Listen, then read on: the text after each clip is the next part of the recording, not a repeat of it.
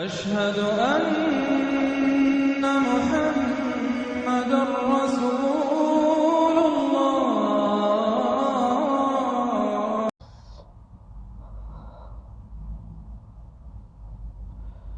अस्सलामु अलैकुम रहमतुल्लाहि व बरकातहू। नाज़रीन इकराम, आज 11 नवंबर है और 2024 जुमा का दिन तकरीबन 9:45 के आसपास हो रहा है। तो ये वीडियो नंबर 4 है। पिछली वीडियो में मैंने बताया आपको कि कुरान की एक आयत हल्की से आपको सुनाया कि आप अपने गफलत में पड़े हुए हो, मुंह मोड़े हुए हो और तुम्हारे हिसाब का दिन करीब आ पहुंचा है। हिसाब का दिन मतलब क़यामत का दिन, यौमुल क़यामा व साद, यानी वो सा, वो घंटा, सा एक हिसाब से और अलग अलग अरबी का माना होता है।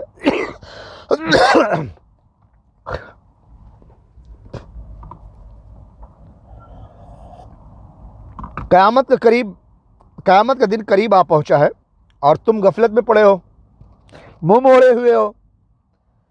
पता नहीं कैसा तस्वुर है, अजी क़यामत को अभी कई 100 साल है। तुम्हारी अम्मा ने फरमाया है, तुम्हारे अब्बा ने फरमाया है, कहाँ से ये बात लाई है तुमने? किसने कहा क़यामत को कई 100 साल बाकी है? हाँ, तुमको मालूम है? दूसरी आयत में ये अल्लाह ताला ने फरमाया कि मेरे नज़दीक क़यामत तो बिल्कुल करीब है और तुम जिसे दूर समझते हो। वही हाल ये मुसलमान मौलवियों का है और मुसलमानों का भी है जो क़यामत को दूर समझते हैं। अच्छा, मैं कुछ और हदीस बयान करूंगा। कई हदीस है लेकिन वो बड़े बड़े अल्फाजों में बयान करना पड़ेगा, काफ़ी वक्त लगेगा, तो मैं उसे छोटे में बयान करूंगा। इन दोनों कुरान की आयतों के साथ साथ उन हदीसों को समझकर आप समझ जाइए कि हदीस और कुरान के लफ्ज़ों के मुताबिक क़यामत बिल्कुल करीब है, तुम्हारे सर पे है। हाँ जी, हाँ जी, हाँ जी, क़यामत तुम्हारे सर पे है। क्या तैयारी की तुमने, कर लो, ये क़यामत के करीब का ही वक्त है। नबी करम सल्लल्लाहु अलैहि वसल्लम ने एक हदीस में फरमाया कि दोपहर तक अल्लाह ने काम दिया था ईसाइयों को। उलमा कराम को मालूम है ये हदीस। दोपहर तक अल्लाह ताला ने काम दिया था यहूदियों को। सॉरी, नबी करम सल्लल्लाहु अलैहि वसल्लम ने फरमाया कि दोपहर तक काम दिया था अल्लाह ने यहूदियों को और यहूदियों के बाद फिर मगरिब तक नहीं, असर तक, जोहर तक यहूदियों को काम दिया था। जोहर से लेकर के असर तक ईसाइयों को अल्लाह ने काम दिया। मैं अपने लफ्ज़ में बात समझा रहा हूँ ना, ताकि वीडियो देखने वाले ज़्यादा पढ़े लिखे नहीं होते, यानी इस्लामी ज़्यादा पढ़े लिखे नहीं होते और बाज़ पढ़े लिखे भी होते हैं। यानी मेरा मकसद ये है कि अगर कोई बिल्कुल पढ़ा लिखा नहीं है तो उसको समझ आ जाए। नबी सल्लल्लाहु अलैहि वसल्लम ने फरमाया दोपहर तक अल्लाह ताला ने यहूदियों को काम दिया था। दोपहर यानी 1 बजे पकड़ लो, दोपहर में 1 बजे तक, और उसके बाद असर तक अल्लाह ने ईसाइयों को काम दिया। और असर का वक्त मतलब यानी कि शाम के 3 साढ़े 3 बजे। वैसे हिंदुस्तान में बरेली वालों का असर जो होता है वो 5 बजे तक होता है। पौने 5 को असर की अजान होती है, तो उसी को असर समझते हैं। वो तकरीबन असर का वक्त होता है 3:30 बजे तक, जैसा सूरज जल्दी और देर ढले वैसा, थोड़ा आगे पीछे समझ लो, कोई बात नहीं। 3:30 बजे तक होता है। कभी जब ज़्यादा गर्मी के मौसम में दिन बड़ा होता है तो 4 बजे तक भी असर का वक्त जाता है। तो असर का वक्त 3:30 से 4, सवा 4 तक होता है।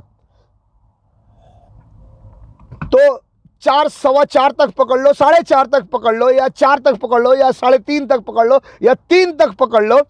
अल्लाह ने ये यहाँ तक काम दिया था ईसाइयों को, यहूदी के बाद ईसाई। लेकिन असर के बाद अल्लाह के नबी सल्लल्लाहु अलैहि वसल्लम को ड्यूटी लगाई।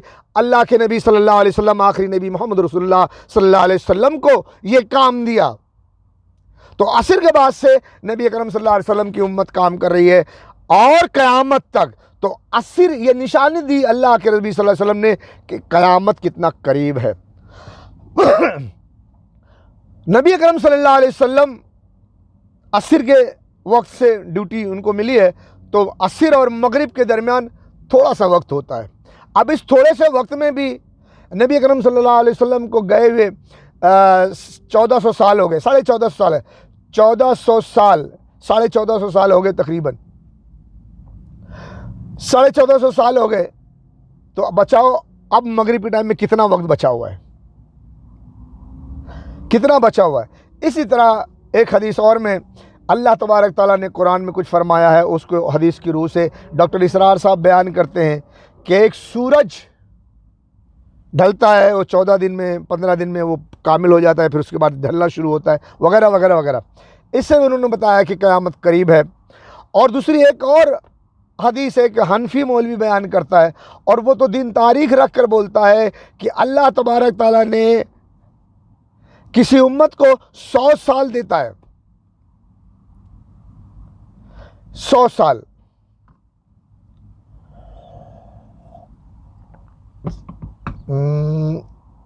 हजार साल, सॉरी 1000 साल। चलो इसमें थोड़ा लंबा बहस है तो मैं इसको नहीं ध्यान में भी नहीं आ रहा है तो छोड़ता हूँ मैं इसे।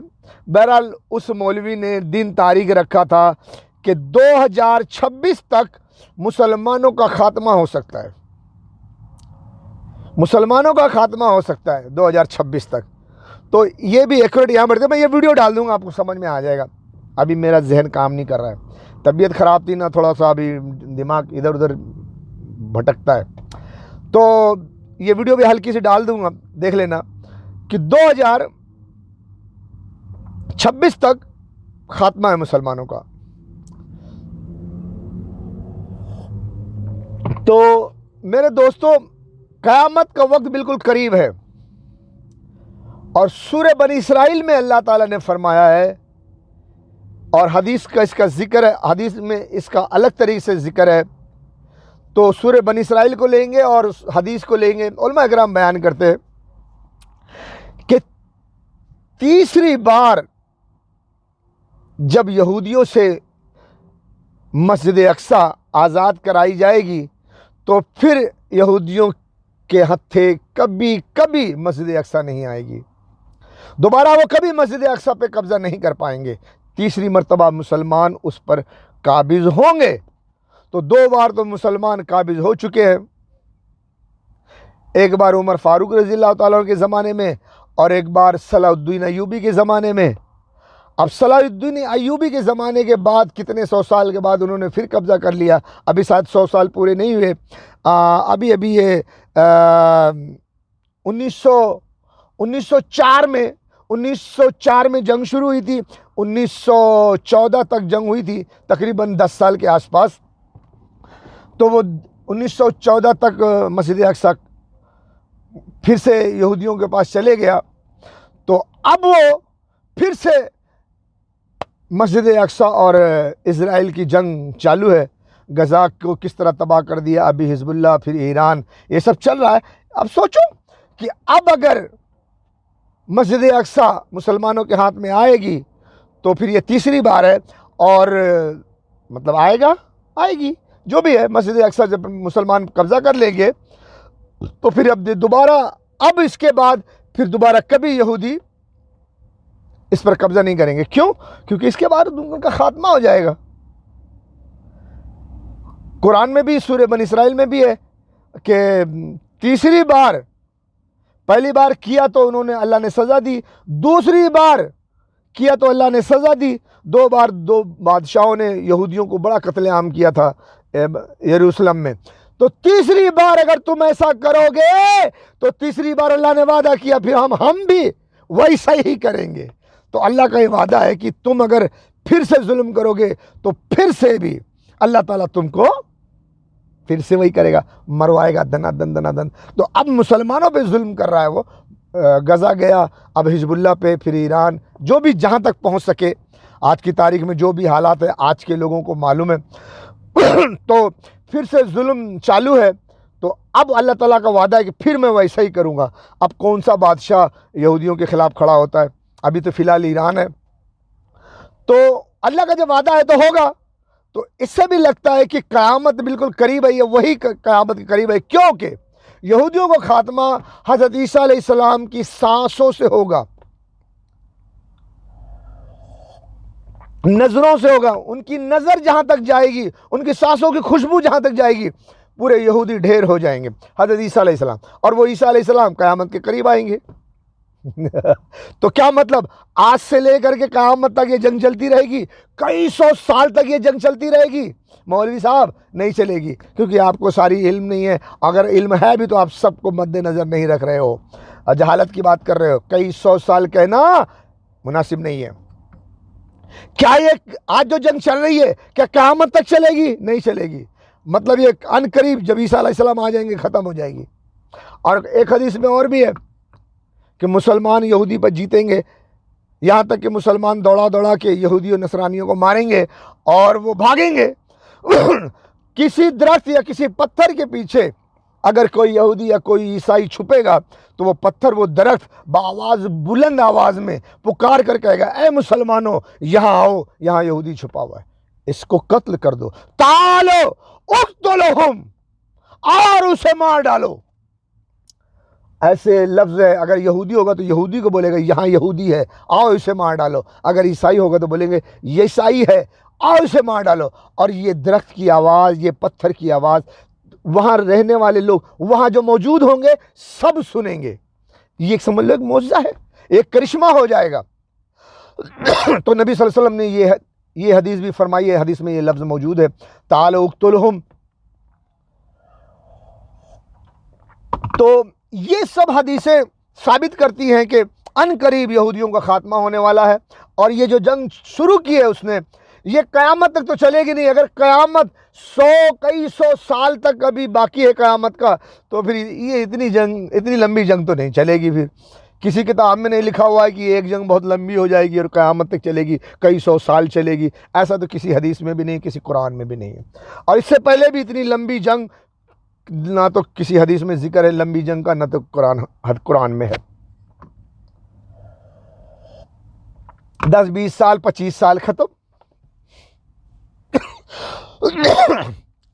तो ये क़यामत के करीब का वक्त है।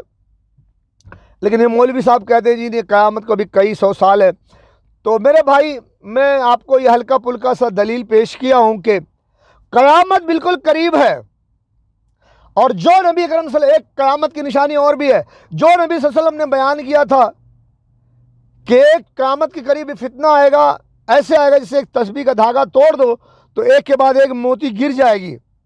ऐसे फितना आएगा, एक फितना आएगा और लोग सोचेंगे इसमें हम हिलाक हो गए, लेकिन वो फितना चले जाएगा।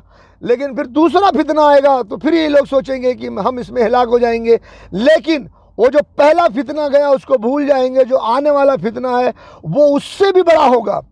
तो ऐसे बार बार फितना आता रहेगा। तो आया ना one world government, one world twins tower को गिराया गया, वर्ल्ड ट्विंस टावर सेंटर जो बोलते हैं, जो भी है। उसके बाद अफ़गानिस्तान को मारा, इराक़ को मारा, एक के बाद एक। सीरिया पूरा तबाह हो गया। अब ये चल रहा है जो चल रहा है। सोचो सोचो सोचो सोचो। तो ये भी बयान करती है कि वो क़यामत की निशानी है। और भी क़यामत की निशानी बहुत है कि इमाम मेहदी अलैहिस्सलाम आएंगे तो जंग जारी होगी, मुसलमानों में बड़ा जुल्म होता होगा, तभी तो इमाम मेहदी अलैहिस्सलाम आएंगे। इमाम मेहदी अलैहिस्सलाम आएंगे, फिर काना दज्जाल आएगा, फिर ईसा अलैहिस्सलाम आएंगे। तो ये तो बिल्कुल करीब है, जंग तो शुरू हो गई है। और अल्लाह का वादा है जब तीसरी बार तुम करोगे तो हम फिर भी वैसा ही करेंगे जैसे पहली बार किया था और दूसरी बार किया था। तो बात तो घूम फिर के वही इशारे आते हैं। मौलवी नहीं कह सकता कि कई सौ साल क़यामत का बाकी है। तो हाँ, बेशक ये क़यामत के करीब का ही वाक़या है ये सारे वाक़या। और ये क़यामत के करीब अभी ग़ज़वा हिंद होने वाली जो थी अभी बाकी है, ये ग़ज़वा हिंद होने वाली है। क्योंकि अधर्मी लोग यहाँ पर दुनिया के तमाम औरतों को बाज़ार में बिठाना चाहते हैं। और अगर ईरान पाकिस्तान शिकस्त खुर्दा हो गया, हार गया, तो समझ लो कि इल्यूमिनेटी खुफिया एजेंसी को जो सुपर पावर प्रमोट कर रहा है, सुपर पावर जिसके लिए जंग लड़ रहा है, और एक के बाद एक मुसलमान के मुल्कों को मार रहा है कुछ न कुछ बहाने लगा के। अफ़गानिस्तान, इराक़, ये वो जो भी बहाने लगाया हो तो सच साबित नहीं हुआ। बावजूद इसके एक के बाद एक मुसलमानों को मार रहा है। तो मतलब ये वही जंग है ना, वही सब कुछ है ना। अधर्मी है ना, इल्यूमिनेटी खुफिया एजेंसी वाले हैं ना, ये तो मार रहे हैं मुसलमानों को, तो अपने हाथ को पहुंचेंगे ये, तो कोई ना कोई खड़ा होगा, लड़ेगा इनसे, फिर ये ताली बजा के भागेंगे। हदीस में भी है, भागेंगे, पत्थर और दरख्त बुलाएंगे, आ जाओ आ जाओ मुसलमानों आ जाओ, ये छुपा हुआ है, मारा इसको।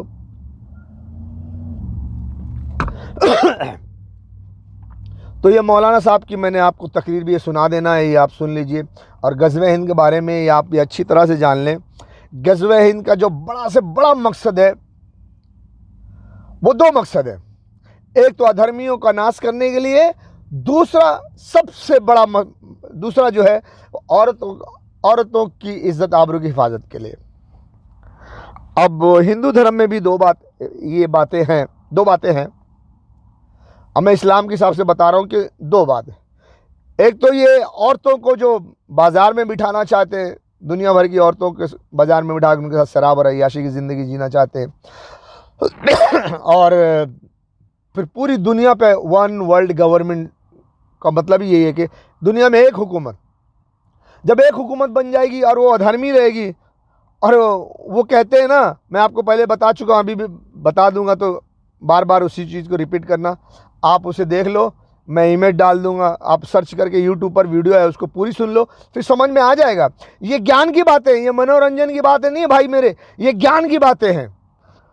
क्योंकि वो पवित्र लोगों से जंग लड़ो और उस पर जय पाओ, तो पवित्र, अगर औरत पवित्र है तो उससे लड़ो, उस पर विजय पाओ, तो फिर जंग लड़के विजय पाएंगे तो क्या करेंगे? पवित्र का मतलब क्या? वो कपड़े वपड़े पहनेगी, शर्म हया रखेगी, तो वो पवित्रता है। और जब उसकी शर्म हया उतारने का होगा तो कैसे उतारेंगे? कपड़े उतारना क्या करेंगे? उसकी इज्जत लूटेंगे। मतलब जब भी जी भर जाएगा बाजार में बिठाएंगे, सारी औरतों को नंगा करेंगे। तो औरतों को बाजार में बिठना पड़ेगा, ये अधर्मियों का ये काम है। तो अधर्मियों को रोकना है, अधर्मियों का नाश करना पड़ेगा और हक और इंसाफ का कानून लागू करना पड़ेगा। हिंदू धर्म में भी यही है कि जब काल की अवतार आएंगे तो अधर्मियों का नाश करके धर्म की स्थापना करेंगे। एक ही चीज है ना, ये बायां हाथ, ये दाहिना हाथ, ऐसे कान पकड़ते ना, आप ऐसे कान पकड़ो, ऐसे पकड़ो या ऐसे पकड़ो या ऐसे पकड़ो, बात एक ही है ना, कान पकड़े बस। लेकिन कान पकड़ने का भी सलीका है। जब स्कूल में मास्टर जी मौलवी साहब बोलते थे ना, कान पकड़ उठी बैठी करो, बच्चे कैसा पकड़ते हैं?